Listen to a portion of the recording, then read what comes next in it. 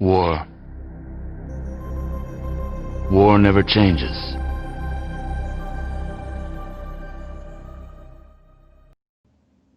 All right, we are live. Welcome to War Never Changes, episode number 11. I'm Jim, but over there, that's Phil, the president, the mastermind, the hotel YouTube king. How's it going, man?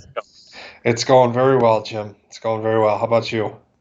I am really happy to be alive. I'm glad my weekend's here. I could take it back and relax, play some games, finish The Last of Us finally. I'm in a good place. Attaboy. So it goes without saying, Phil is on hotel Wi Fi.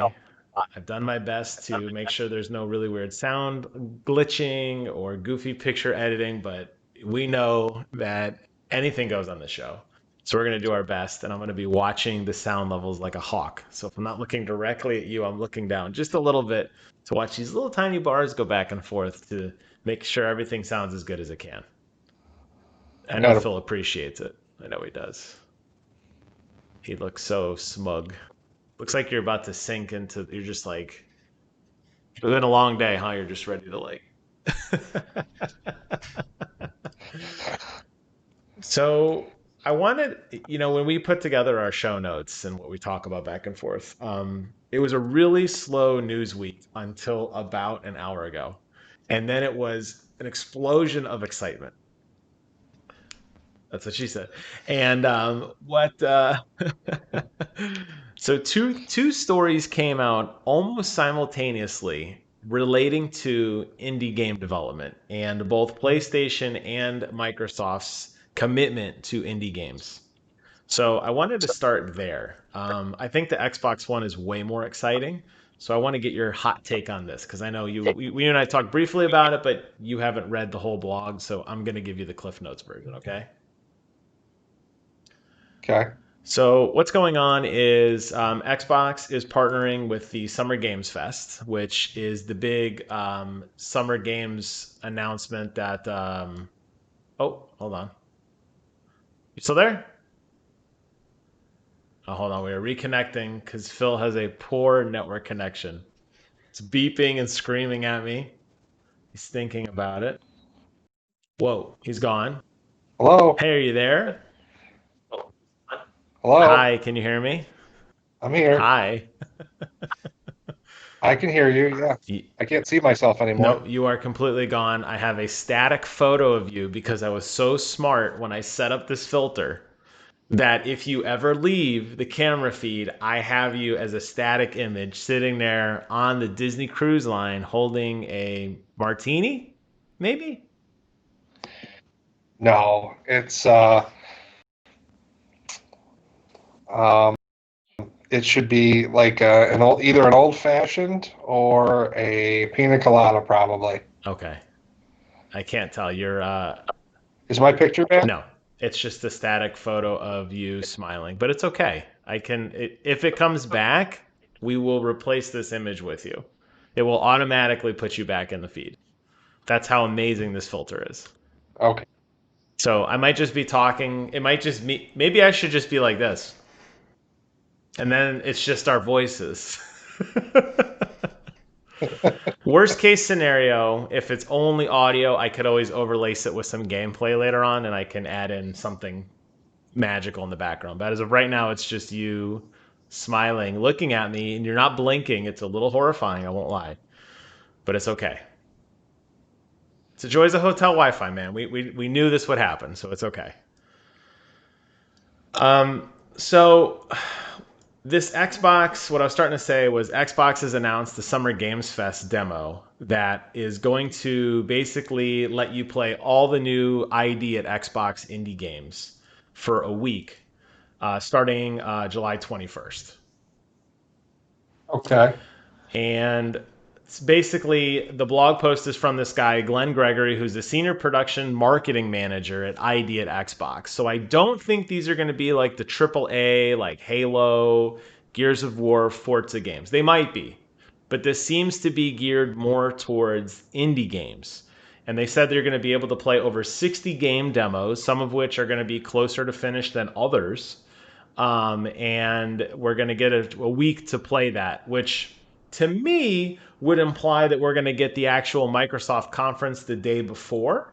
And then this is going to follow right after that, so you can try everything on your own. Cool. Just cool. You made fun of me the other day because I was playing not Rogue Legacy, Nuclear Throne on my PlayStation as I was waiting. No. I was waiting for Call of Duty to patch again.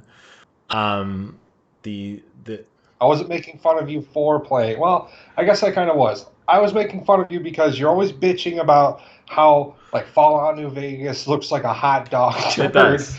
or like your frame rate is 59 frames per second instead of 60 frames per second, and then like in your spare time you're playing these little 8-bit games. I'm like, dude, you can't deal with the graphics of Fallout New Vegas and that amazing story, but you'll play a little 8-bit Yes. like arcade game. GFY, bro. GFY. Well, I'm excited for this, even if you're not, and I'm going to tell you why. I think this is Microsoft putting their money where their mouth is. And I think this is Microsoft putting forward a really good, basically open kimono, if you want, of everything that they're doing with their ID at Xbox program, letting you try all these games. They go on to say that a lot of these games are what they would consider early access. So some of them might not even be complete games, they'd be more like experiences. And that it's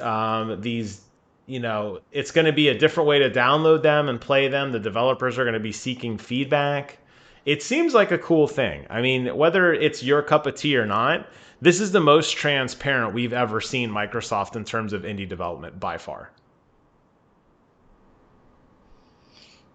Cool.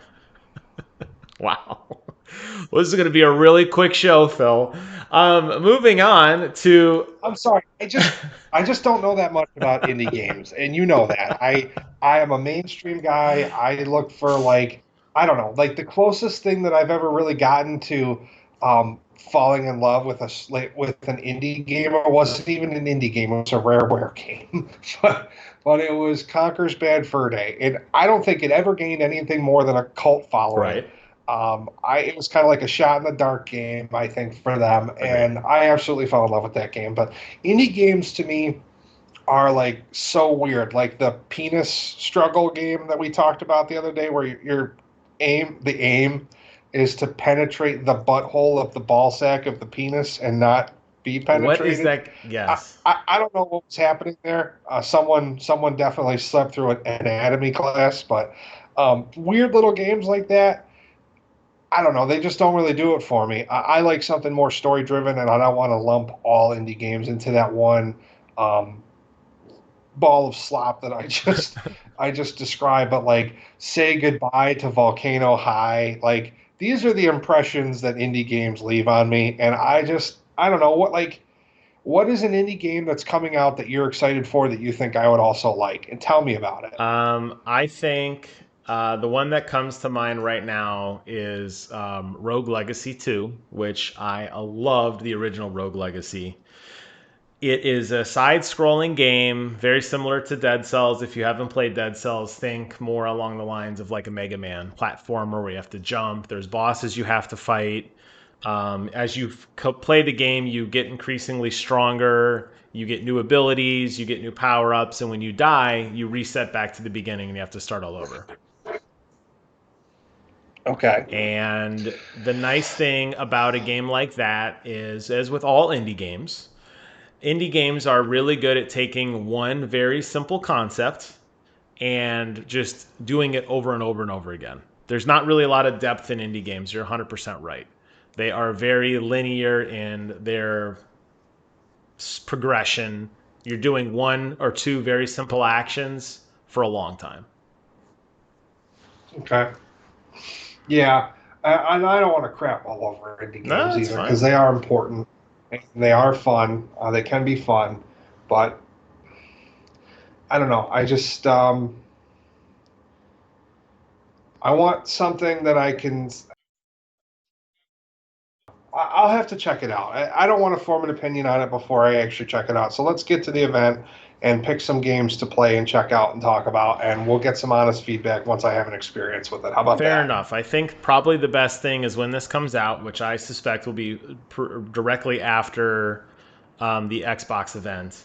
What we'll do is we'll take a look at a few of these, and I will handpick a few that we can try, and then you can give your honest review on like one or two that I think you'll like. And I really think I don't know if Rogue Legacy is going to make the cut, but I think that's one you're going to really enjoy. That's one the first one I sank probably 75 hours into, and I really enjoyed it. Okay, Gorgeous George. Gorgeous George, that's my new handle. The other news, very similar, and this is just so bizarre to me that PlayStation and Xbox come, back and forth like this. PlayStation announced that they're going to start putting indie games on PlayStation Now, and they're calling it the PlayStation Indies Initiative. So we're going to start to see indies really blowing up between both Xbox and PlayStation, and I'm excited for that. So I know you don't have PlayStation Now. I don't either. Not a lot of people do. But I think it's going to be a good way to highlight these games, and I think it's good gaming news. It's definitely not like a AAA, oh my god, life-changing event. But this, I think, is positive news for a lot of developers who definitely struggle to get their name out there. And I think partnering with some of the big dogs like PlayStation or Microsoft is only going to help everybody. Yeah, indie games are going to serve as a mechanism to keep people engaged with gaming as we wait on these AAA platform games. Yeah. Because if you think about it, Ubisoft is a AAA studio, and they have been routinely able to crap out a new Fallout with a semi-interesting story and a semi-interesting Right. place year after year after year after year. Call of Duty makes a massive game pretty much every year, but now we're starting to see like Ubisoft's taking a year off, I guess from Far Cry or whatever, and um, we haven't heard the announcement for Call of Duty yet, so we're not sure what's going on there. And as we move into the new generation of consoles, these massive pieces of hardware that can handle just these massive maps, and you could put a game on there that we're accustomed to a story mode taking between 60 and 100 Right. hours, but they could put a massive file on there and run easily, probably something 2 to 3 times that. True. So as these games start to take longer to develop, there's going to need to be something to fill in the time in between, because the gaming community is a fairly toxic community. When we don't get what we want in a time frame that we deem as acceptable, we start bitching a lot. So I think that these people are just getting sick of that. So I think to help take some stress off these studios, Xbox and PlayStation are doing the right thing by embracing indie games and adding them to their platform. I like that. I agree. So, kind of segueing off of that point into the next piece of news. Not really news per se, but this was something that we were kind of talking about. We're kind of halfway through this event. It's not E3 anymore. It's whatever you want to call it, but we're halfway through it. Summer Game Fest. I mean, technically, Summer Games Fest, I guess, could encompass some of that umbrella. But I mean, just in terms of the big dogs coming out, in terms of like Bethesda, Ubisoft, PlayStation, Xbox, Nintendo, maybe, I don't know. We're kind of like wading our way through this. Now, we've got, to me, still the best PlayStation announcement probably ever. But really, outside of that, how satisfied are you at what you've seen with all of these shows going on, and kind of what's your take as we're entering into kind of the back half of that? I would say on a scale of 1 to 10 of satisfaction, 1 being not satisfied at all, and 10 being satisfied beyond all reason, I would say I'm probably hovering around a 4 or 5. Okay. We had the PlayStation announcement, which was huge. Yeah. We got to see some of Assassin's Creed Valhalla, and we got to learn about some pretty cool games that are coming out. But I'm just waiting for, like, I don't know, Grand Theft Auto 6, Starfield, something. Give me something. You know, and I guess it's probably different for both of us because we have some similarity in the franchises that we love Yeah. together, but I also like things you don't. So I'm waiting for something that's really going to blow me away. Maybe I'm just a brat. I don't know. I feel like there's been a lot of games that I'm not interested in that have gotten announced that other people are super Yeah. interested in, but I'm waiting for like Bethesda to drop a bomb. I'm waiting for like Rockstar to drop a bomb. Someone drop a bomb. Do you not, are you not excited? See, I guess that's the difference. For me, just the hype that there's a new console coming out. I mean, two of them really, but only one that I'm really genuinely interested in right now. For me, that supersedes any other game they show because I know that we're going to get amazing experiences to go with it. And I mean, like, yes, I would agree. There hasn't been that defining moment of a game that everybody has to have. Maybe you could argue it's Spider Man right now. I don't know. Maybe that's the game. It's definitely going to be fun, but it might not be the game. Maybe it's going to be Valhalla, like you said. Maybe that's going to be the game this year. Or Ubisoft's finally going to release Beyond Good and Evil 2. Maybe Rockstar's got something up their sleeves. You're right. You don't know, but I would agree with you. I think it's definitely more of a lull year, but launch years in general are never exciting so much for the games as they are for the promise of like what's going to be coming next. You know what I mean? I agree wholeheartedly. I was more so thinking that because I don't know, maybe because I mentioned Summer Games Fest, I confused myself, but I was really talking about news surrounding games, not the consoles. Jim, my jaw still has a dent in it from where it hit the coffee table on the way to hitting the floor when I was watching that Sony um, that release and the tease up to the PlayStation and then the PlayStation. Right. I still have some damage on my jawbone. I'm very excited about the Xbox as well. So independent of those two things, which are of course extremely exciting and polarizing, as far as games go, I'm still waiting to be blown away by something. And maybe my expectations are too high. Who the hell knows? Maybe I'm just an asshole. You never know. I do agree that we haven't had a definitive game that is selling off the shelves. I mean, really, like Last of Us, for most people, I know you're not into it, but The Last of Us 2's broken every single record that Sony has ever put out, and it's continuing to break records.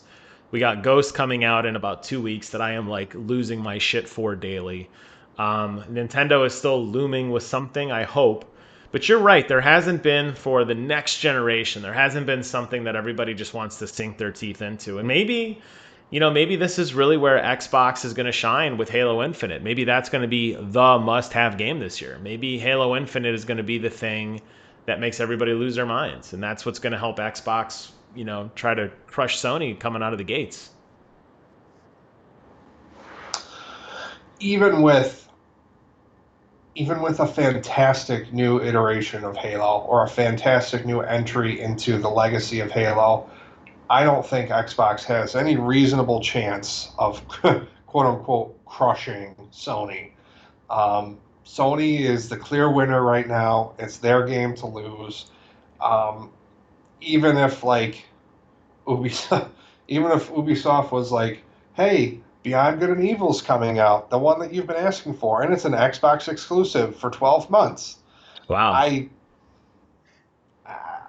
I don't see Xbox gaining any significant ground unless they do something totally mic drop, which I think that they're hinting at, but I can't wrap my head around what that might be. So I'm super stoked to see what they have to say, but I think that the clear winner right now is Sony, but we shall see. Yeah, that's true. I think that Microsoft is going to fall back on their old tried and true Halo, Forza. I don't think we're ready for Gears quite yet. Gears 5 is still pretty fresh. But I think you're right. And that's what worries me. But at the same time, I think, well, maybe they have figured out that these partnerships and these exclusive deals are good. We know that Warner Brothers sale, we talked about this last week, still looming in the horizon. We don't know who's going to sink their teeth into that or how much of that deal is going to actually, take hold or whatever. But yeah, I don't know. I guess this is kind of a good stopping point in the sense that, we are a couple of weeks away from Microsoft It's going to be a time for everybody's levels to drop back down. Everybody's going to kind of there's probably not a lot of news coming out. And then it's all eyes on them. So even more so now, this event that they're planning at the end of the month, I mean, this has to pop. This has to be the moment. I'm not saying do or die like they're going to fold, but this is a big deal. This is really a big deal for them. Yeah, agreed. One of the things that's been we haven't really talked about it specifically on this show, which I wanted to bring up, I put it in the show notes, was regarding the infamous Project Lockhart, basically the Xbox Series S as in Sierra, which is supposed to be a cheaper variant of the Series X. Microsoft still seems committed to want to do this. I think it's a horrible idea, but you say it's a great idea, and I want to hear why you think so. Well, I want to hear why you think it's a horrible idea. Oh, first. sure. Well, here's why. The problem is if you want to have a quote unquote budget console, okay, you're basically talking about the current generation.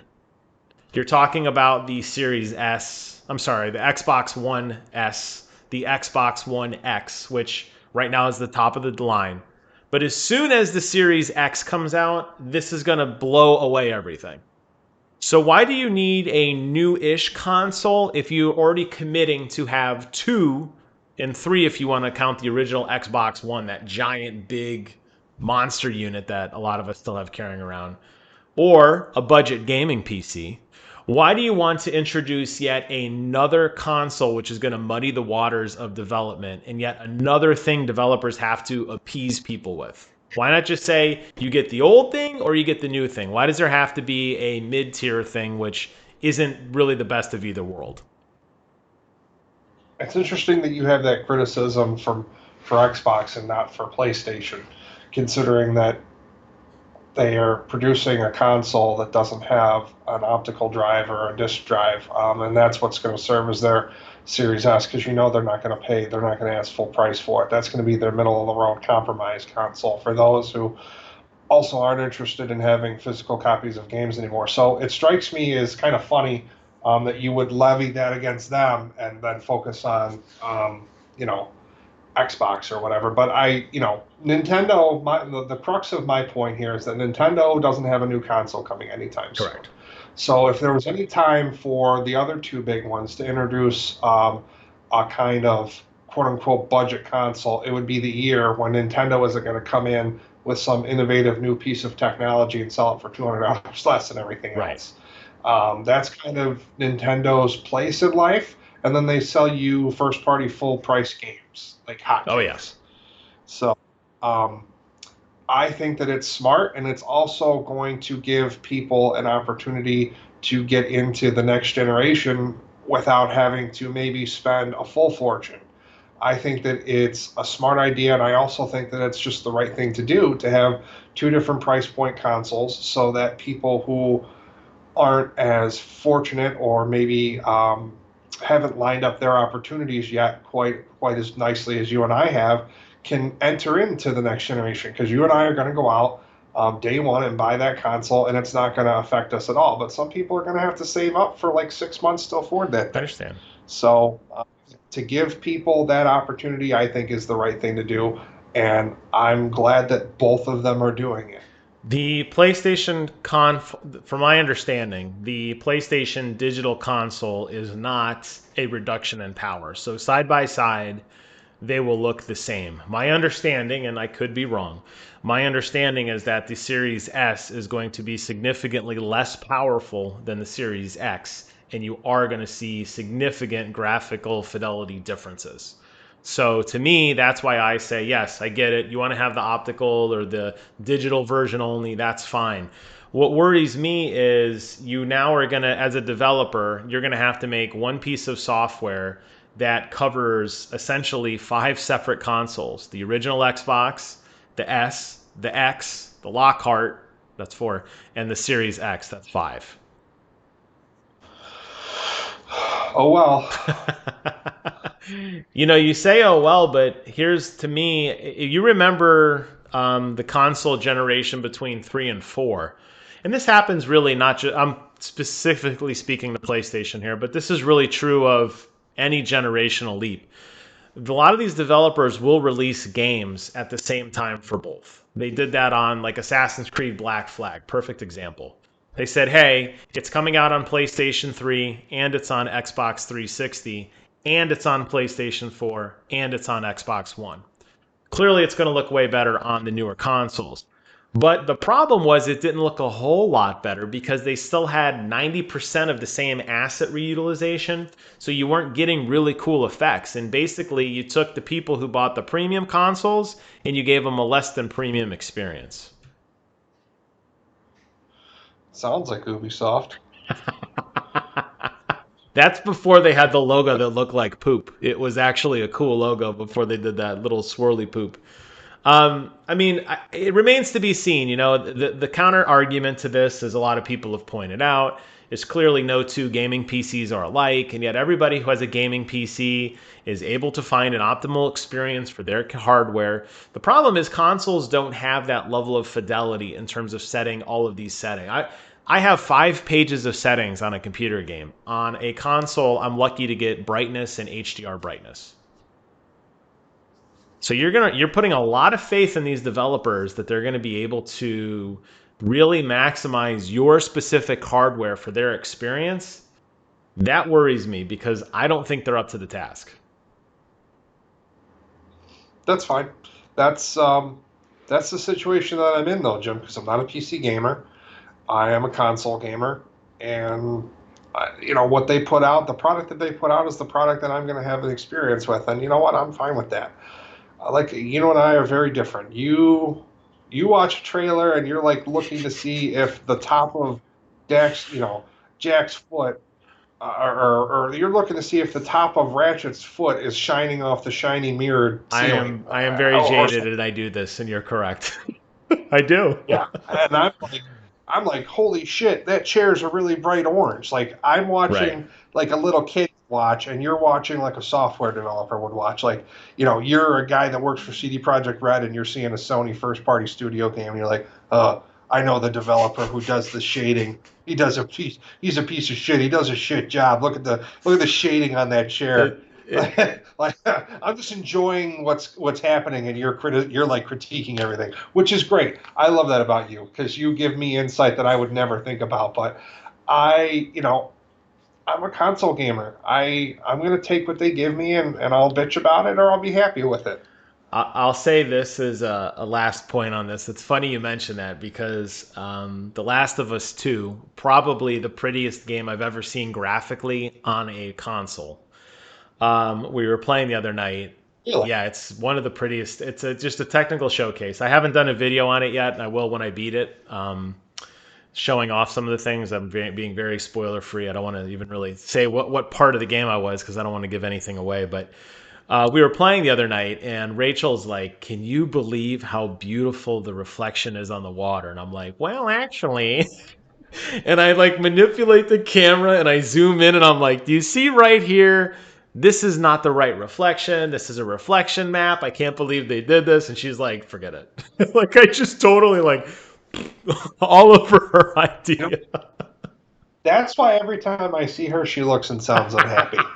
I ruin it. I ruin everything. I'm like, well, you see, the graphical fidelity is actually 3 to the 4th carrier of megahertz over. Um, Well, actually, So this is actually a really good segue because that's with the news. We're good on the news, but what I really wanted to talk about, and we've talked a little bit back and forth about this, is our newfound obsession with Rockstar games.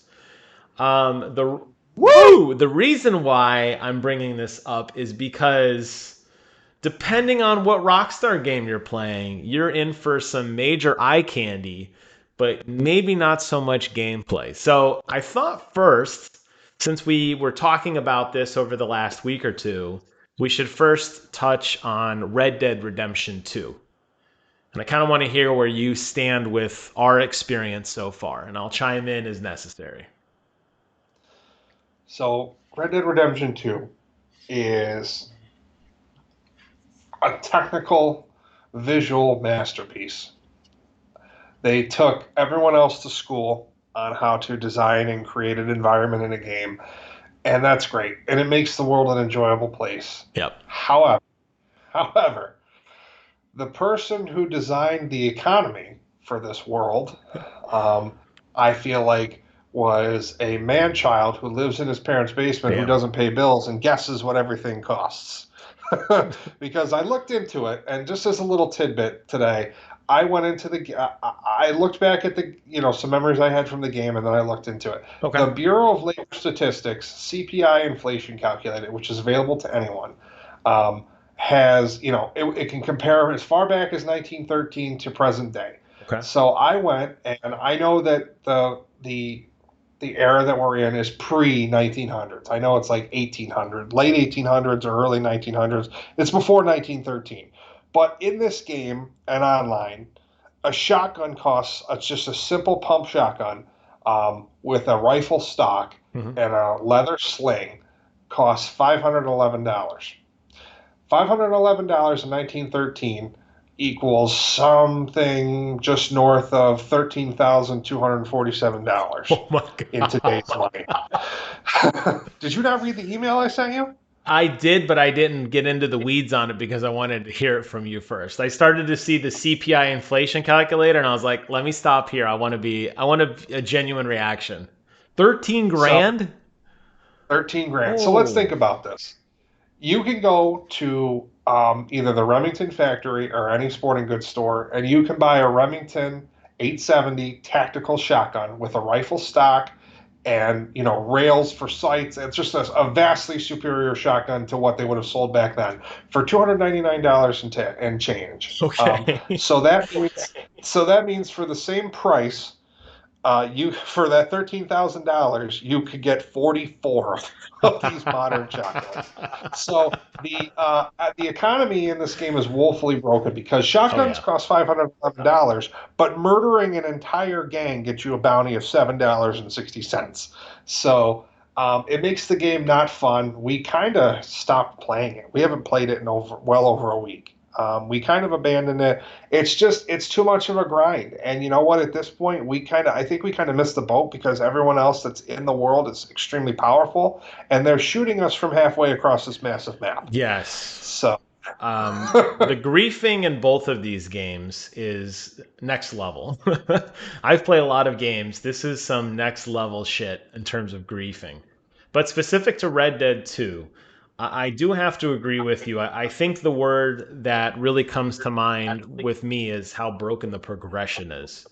I don't necessarily feel rewarded by playing this game, other than, yes, having fun and laughing and playing and that sort of thing. But in terms of me getting stronger as a character, that journey that I am taking to buy one horse, then buy two horses, then buy a low gun, a medium gun, a very powerful gun, I'm never going to get there because I can never get ahead financially. It's just not going to happen. yeah. Well, And it sucks because it's a fun game. It's beautiful. It's really a showcase game on the Xbox One X. It's one of the prettiest games out there. No joke. And it looks well, it plays yeah. well, but you know what I mean? It's just not there. Financially, it's no fun. Yeah, and that just kind of leads us back to the greed factor of this developer. Yes. They're milking this game. They milk their games for everything they're worth. But if you want to get ahead quickly in this game, you have to use microtransactions. Yeah. A lot of Um, money. you have to gold bars or whatever, and the money that you can buy with real money, it doesn't even go that far. If you spent $20 in game on in-game currency, you wouldn't get too much further than where you were before you enacted the transaction. So, Yeah. like everything in. Are we done? Go ahead and make your finishing thoughts on Red Dead Redemption because I'm ready to segue into Grand Theft Auto and start complaining about that economy as Oh well. no, I was just gonna say in closing with Red Dead, for sinking as much time as we have put into it, I have nothing to show for it. I have exactly what I have in the world when I started. maybe a little less because I had to spend so much money on ammunition to kill the gang members. And the amount of reward in that game doesn't exist. So I'll play it when you're on, or some of my other friends like, hey, do you want to dork around for an hour? But in terms of like it being a career or a hobby, in terms of I'm gonna progress my character, I've completely checked out of that game. Yeah, I probably won't want to revisit it either. I have my other buddy Blake, who I told him to buy the game because you and I were going to play it, and I didn't realize how bad the economy was, Sorry, and now I Blake. feel bad because I'm gonna make it's okay. I'm gonna make him buy Grand Theft Auto, but if he refuses to buy Grand Theft Auto, I'll play Red Dead with him. Um, but it'll be, I'll know it sucks the whole You'll time. just be a pissy cowboy. So Yeah. let's jump ship then and let's talk about GTA 5, which is an oldie, but maybe a goodie. What do you think about that one? No, it's a goodie. You know it is. We're obsessed with it. We've done nothing but play this. Like I bought Battle Pass on Call of Duty, and then I was like, "Hey, we should check out Grand Theft Online." And buying Battle Pass on Call of Duty, huge mistake. I told you it's a Huge huge. I mistake. told you, don't do it, and you did it. I want that freaking charm. I want that cigar charm, Jim. You're gonna have to buy it. But Just you're gonna have to throw like $100 at Call of Duty to have the cigar charm. well, maybe I'll do that. But Pay to win. let's let's focus on Grand Theft Auto right Go now. ahead. That this economy is broken, but not to the point that Red Dead's is. Like, back to the guy living in his parents' basement that doesn't know how much things This poor cost. guy. And speaking of greed, the Volkswagen Beetle dune buggy should not cost hundreds of thousands of dollars like it does in this game. Just a basic vehicle should not cost 100 grand or whatever. And some of the vehicles that are in there are like millions, millions of dollars. Also, you got an apartment in downtown Los Angeles with a marble floor 10-car garage for 200 200 grand. grand. That yeah, that's this guy's just throwing darts at the wall. Like houses cost 200 grand, dune buggy costs a million. What's that? A plane? Fuck it, $6. I don't know what this guy. I don't know what this guy's doing or who designed the economy in this game, but they clearly don't understand economics. But the difference is when we do a mission, I feel genuinely compensated. The mission is Yes. fun. The necessary equipment to do the mission is accessible. Guns cost what they should actually cost in real life, sort of. You can get a gun for a couple grand, but when you do a mission, you get 15 or 20 grand. So I feel rewarded. It's a rewarding experience. It's a relatable game. I recognize what the cars that these other cars are ripped off of. So it's a genuinely fun Yeah. experience, and I feel at least semi properly compensated. But again, they give you like what seems like a fair amount of money, but the things that you need to buy to progress in the game, which is better cars, better, faster cars, military style equipment, and better houses, and these like shell corporation businesses to get into the heists, Yeah. they're just an old run out factory that's basically going to fall down as like $60 billion or something. It's ridiculous. So I do agree. I think the key again for me, the key word is progression.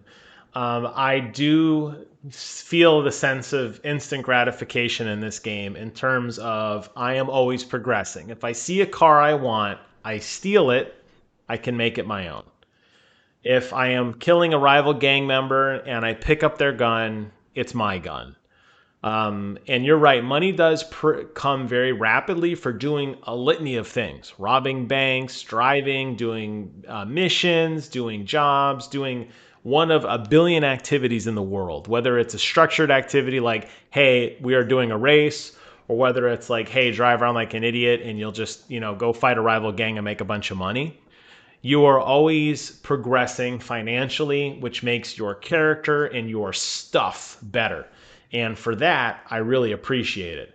I always feel like there's something happening at all times on the map, sometimes a little too much, but there's always trouble to get into if you want to find it. If you don't, it's just as easy to make a private world and just play at your own pace. But if you jump in with a bunch of other players, you will find things to do, which I like a lot.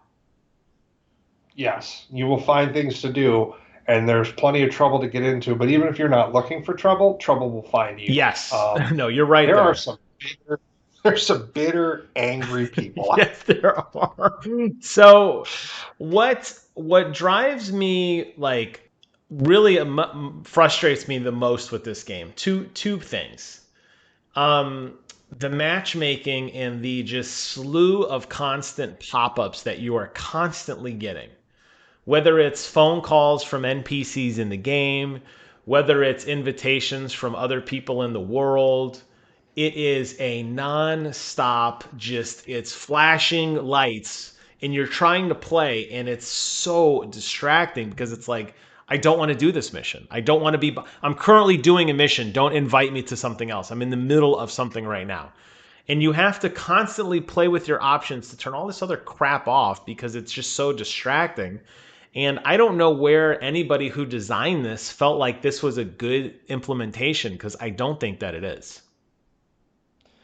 Yeah, I hate when I'm just randomly driving along and I get thrust into this mission and suddenly there's a countdown and annoying music. Yeah.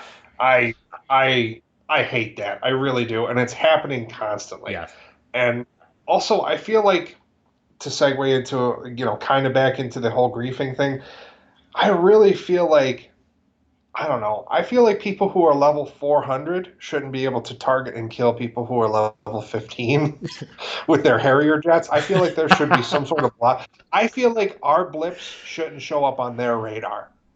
There's definitely enough people playing this game, old and new, that they could do a much better job of matchmaking other than, hey, look, there's an open spot on the server. Let's throw the next warm body in. I agree with you. I think based on how many people they have, you can get high quality matches. Unlike some other online games that are dying and you're just struggling to keep a community, there are so many people playing this game that there's no reason for you to be stuck in a match that is not at least decent. Really, there's no reason for it at all. I agree. I feel like Rockstar's kind of dropping the ball here, and I also feel like the internal functions, like the report function, it says, okay, report successful, and then what? The guy comes back and griefs me 9 more times. Yeah, I agree. Like after I report him, my blip should disappear from his radar. Or you should just be put in a new instance. You should just Am I off base? no. I agree. I think Yeah. yeah. I think I don't know. I feel like Mr. Alpha. Uh oh. yeah, I'm here. You were talking. No, I wasn't. I think it was catching up. I was silent, and then I could faintly hear myself. But okay, a little technical hiccup. We're good. Um, The 6 people watching this episode are going to be like, "This is fucking terrible." it's fine. It's still a beautiful picture. You've been smiling the entire time. You're in frame. It's good lighting. You look wonderful. You haven't blinked yet. Attaboy. You haven't blinked yet. Any second you're gonna blink. Um, Blink. Blink. So I do agree with you. The one thing I maybe this is probably why, honestly, they want you to be paired with people who have better stuff than you because it's gonna be an impulse buy for people to say, well, I need that. I need to buy that car. I need that gun. Oh, I don't have enough money. Well, let me just pull out mom's credit card and now I have it. That's the Yeah, way they're doing it. I I agree. And again, it just ties back into their greed. And you know what? Fine, whatever. You and I are grinding it out right now between the two of us. Um, in the effort to make money between the two of us, we've both invested well over $1 million and probably 10 to 15 hours of cumulative gameplay at this point. So we're grinding it out right now, and we're going to get our fortune. And then, you know what I'm going to do, Jim? I'm going to buy a Harrier jet, and I'm going to grief everyone. I'm spend my days Phil's griefing people. Revenge. The Yes. one thing that I really love about this game, and it scratches an itch that I have yet to really experience in any game, other than maybe Days Gone just a little bit, which doesn't really even dabble too much into that, is the biking motorcycle culture. Yes, we have a motorcycle club. And to have a motorcycle club that we can drive together in formation to wear, even though our emblem is still uploading, to have a same jacket with the emblem, to have a clubhouse, to have missions that we are working through. It reminds me of Sons of Anarchy, one of my all time favorite shows. And I love it. I love it. I love it. I love it. It is so much fun. And I am so glad they've put some of these mechanisms in the game. Yeah, it really is fun. And also being the two top officers of the club give us some special perks and abilities, which I think is great. And they come in handy while we're using them. And the money that we're making from the businesses that we've invested in is decent. We have to be fearful every time we want to sell our goods because there's so many griefers in the fucking map. Yes. But you know, after all the days of grinding we put in to get supplies to get our stock up, we sold our stock and it sold for almost 400 grand. So, um, or almost 300 grand. So I feel like it's a rewarding system. I wish that we had more people to play with us so that we could be a stronger force. But when you and I rode together to do that mission the other day, and that guy tried to grief us, we pretty much succinctly put him in his place with gusto. I remember killing him at least 4 times, and I remember you killing him at least twice. And then he pretty much gave up. So I know that this sounds petty, but I feel so satisfied that we just beat that guy's dick into the dirt. I was really excited because for a brief second you appeared on my screen and then you vanished again. It looks like for like 5 seconds I saw you and I was really excited and then you vanished. Yes, Yeah. you are 100% accurate. That was a phenomenal counter griefing we had on this guy. And definitely strength in numbers. Driving around, together doing these missions was a lot of fun, and working towards the common goal of making our motorcycle club even better. Earning money to invest back into our motorcycle club is cool. The only frustration I have with it is that it's your motorcycle club and you have to be present at all times. So when you are not online, the club vanishes and I'm just a free roaming spirit pretending to be a member of a motorcycle club, but the clubhouse vanishes, my perks vanish. It's definitely something we have to coordinate, which we do a pretty good job of, but it's definitely something we have to coordinate to play because I don't, unless I started my own, which doesn't make any sense at all. When you are not on as the owner of the club, I am just a dude. I'm nothing without you, Phil. I'm nothing without you. There's nothing I can do. No, you're like happy. You're a nomad. I wouldn't mind. Okay, so it's funny you say that. The other night, you were on travel. You're still on travel now. I was playing Grand Theft Auto, and some random guy invited me into his club, and I was like, okay, sure, whatever. So he invited me in as a prospect. I don't even remember the name of the motorcycle club, whatever it was. It was something. It wasn't as good as ours. I'm sure of that. And what's the name of our club again? I forgot. Eat my ass. Oh God, hold on. Someone's calling my room. Sure. We'll wait. We'll wait for Phil to take an important call while I tell the rest of the story. You can't see him anyway, so it doesn't matter. Here, we'll just mute him in case he's talking about something we don't want to know. There we go. So we're doing that. We're doing this motorcycle club mission. This random guy invites me, and out of nowhere, he invites me, puts me in the friend request. We begin playing together, and he never elevates me past a prospect. And as a result, the mission that we do, I only make $1,000. So it wasn't even like financially like advisable for me to continue doing missions with him because I only got $1,000. So that's the screenshot or the photo I sent you of me kicking over his motorcycle. It was revenge, Phil, that I kicked his bike over and I was like, you piece of shit. And then he's friends with me on Xbox. So now we're talking on comms.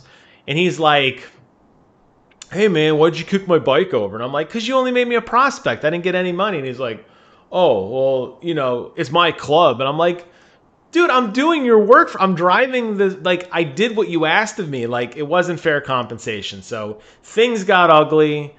things were said. I signed offline. I think we're still friends. I don't know. I'll sign in tonight. Maybe he'll be there. So I don't know. Maybe I got a better offer. I don't know. Maybe EMA LLC is going to come to an end. Your vice president's going to go rogue and be a prospect at some shit company with some 9-year-old boy. You just don't know. Go ahead. I don't need you. I'll recruit my own randos and pay them $1,000. That's right. I will say this. The reality is Grand Theft Auto, it's fun. There's a lot of really cool missions to it. There's a lot of really fun story elements to it. I'm talking about the online. I don't care about the single player at all. Making your own character, making your own story, buying things in a world is a really cool touch. I missed the boat on this, but I'm glad we're getting back into it now, for sure. Absolutely, it's a lot of fun. Yeah. Yeah, it's going to provide a lot of hours of fun for us in the coming months, days, years. I agree. So that's all I had on the topics for today. Is there anything that we wanted to add? I think we've had a pretty in-depth show talking about indies and about Xbox, this conference coming up, why we hate Rockstar but also love them at the same time. Is there anything else that's just burning a hole in your soul that we need to talk about? No, my dinner's here anyway. Well, I say, real quick, what's for dinner? I got not Chipotle. I got Panera Bread Company. I got a sandwich and a salad. Well, Phil, why don't you send us out and go eat your dinner, sir? So, like my hunger never stops, war never changes.